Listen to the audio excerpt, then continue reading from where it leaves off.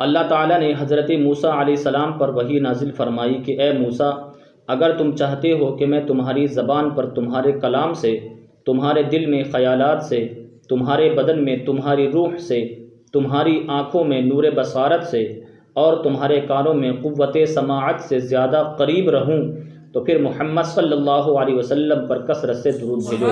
الصلاۃ والسلام علیک یا رسول اللہ صلی اللہ تعالیٰ علیہ وسلم۔ اے انسان، اچھی طرح سمجھ لے کہ تجھے برائی کی طرف لے جانے والا تیرا نفس تیرے شیطان سے بھی بڑا دشمن ہے، اور شیطان کو تجھ پر تیری خواہشات کی بدولت ہی غلبہ حاصل ہوتا ہے، لہٰذا تجھے تیرا نفس جھوٹی امیدوں اور دھوکے میں ڈالے ہے۔ جو شخص بے خوف ہوا اور غفلت میں گرفتار ہوا، اپنے نفس کی پیروی کرتا رہا، اس انسان کا ہر دعویٰ جھوٹا ہے۔ اگر تو نفس کی رضا میں اس کی خواہشات کی اتباع کرے گا تو ہلاک ہو جائے گا، اور اگر اس کے محاسبے سے غافل ہوگا تو بحر عصیاں میں غرق ہو جائے گا۔ اگر تو اپنے نفس کی پیروی کرے گا تو تجھے تیرا یہ نفس نار جہنم کی طرف کھینچ لے جائے گا۔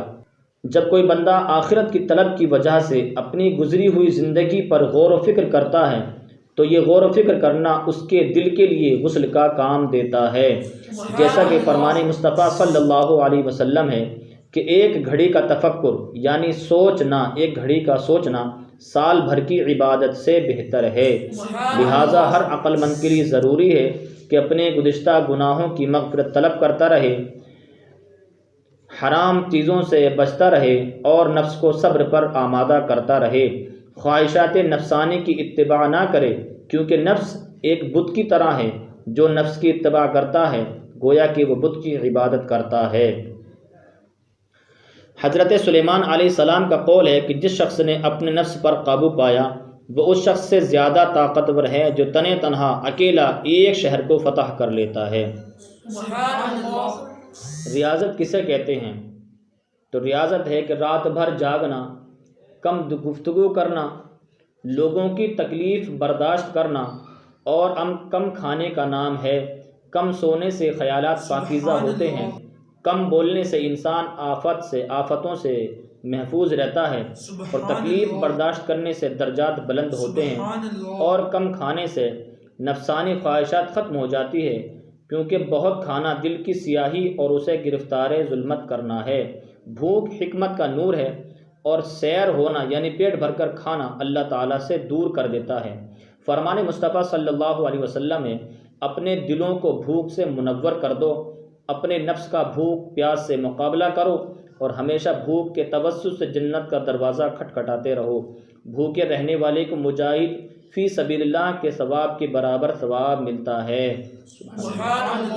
منہاج العابدین میں ہے کہ حضرت ابوبکر صدیق رضی اللہ تعالیٰ عنہ کا یہ قول کہ میں جب سے ایمان لایا ہوں کبھی پیٹ بھر کر کھانا نہیں کھایا تاکہ میں اپنے رب کی عبادت کا مزہ حاصل کر سکوں، اور اپنے رب کے شوق دیدار کی وجہ سے کبھی سیر ہو کر پانی نہیں پیا، اس لیے کہ بہت کھانے سے عبادت میں کمی واقع ہو جاتی ہے، کیونکہ جب انسان خوب پیٹ بھر کر کھا لیتا ہے تو اس کا جسم گراں اور آنکھیں نیند سے بوجھل ہو جاتی ہیں، اس کے بدن کے اعضاء ڈھیلے پڑ جاتے ہیں، پھر وہ کوشش کے باوجود سوائے نیند کے کچھ نہیں کر سکتا، اور اس طرح وہ اس مردار کی طرح ہو جاتا ہے جو راستے میں پڑا ہوا ہو۔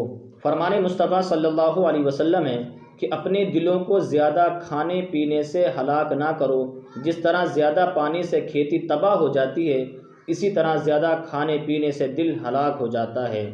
حضرت یحییٰ بن زکریہ علیہ السلام نے شیطان کو دیکھا، وہ بہت سے دام اٹھائے ہوئے تھا۔ آپ نے پوچھا یہ کیا ہیں؟ شیطان نے کہا یہ شہوات ہیں جن سے میں ابن آدم کو قید کرتا ہوں۔ آپ نے فرمایا میرے لیے بھی کوئی پھندا ہے؟ شیطان بولا نہیں، مگر ایک رات آپ نے پیٹ بھر کر کھانا کھا لیا تھا جس سے آپ کو نماز میں سستی پیدا ہو گئی تھی۔ تب حضرت یحییٰ علیہ السلام بولے آئندہ میں کبھی بھی پیٹ بھر کر کھانا نہیں کھاؤں گا۔ شیطان بولا اگر یہ بات ہے تو میں بھی آئندہ کسی کو نصیحت نہیں کروں گا۔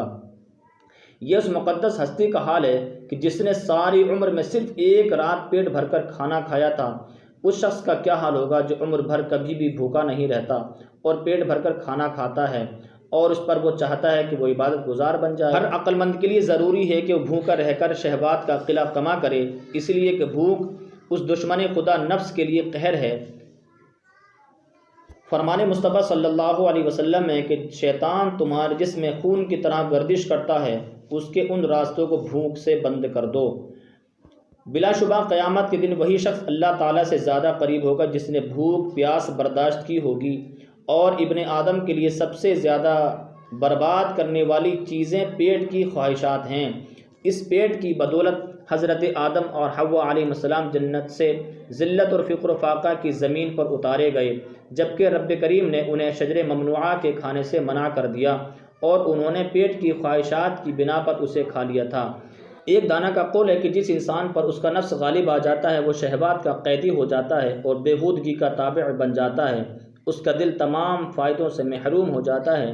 جس کسی نے بھی اپنے اعضاء کی زمین کو شہوات سے سیراب کیا، اس نے اپنے دل میں ندامت کی کاشت کی۔ اللہ تعالیٰ نے مخلوق کی 3 قسموں پر پیدا فرمائی۔ فرشتوں کو پیدا فرمایا، ان میں عقل رکھی مگر انہیں شہوات سے پاک و منزہ رکھا۔ جانوروں کو پیدا کیا، ان میں شہوت رکھی مگر عقل سے عاری رکھ کر دیا۔ انسان کو پیدا کیا، ان میں عقل اور شہوت دونوں ودیعت فرمائی۔ جس انسان کی عقل پر اس کی شہوت غالب آ جاتی ہے وہ جانوروں سے بدتر ہے، اور جس مسلمان کی شہوات پر اس کی عقل غالب آ جاتی ہے وہ فرشتوں سے بھی بہتر ہے۔